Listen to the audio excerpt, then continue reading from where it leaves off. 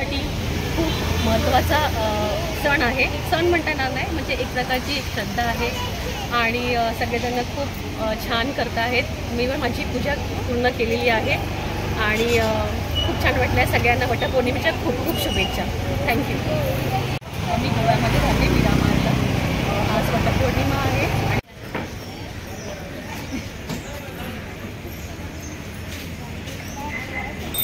म्हजें नांव अक्षरा महेश नायक आणि हांव पणजे रावता. आयज वडाची पुनव त्या निमतान आमी सगळीं बायलां बरी सजोन नटोन भांगरां भिंगरां घालून आमी वडाची पुजा करता. आयच्या दिसा हे ज्येष्ठ म्हयन्यान आमी वडाची पुजा करता, कारण वडाचें आयुश्य व्हड आसता. सो आमी आमच्या घोवा खातीर व्हड आयुश्य जावचें मेळचें घोवाक आनी पर्यावरणाची पुजा जाता म्हणून आमी वडाची पुजा करता.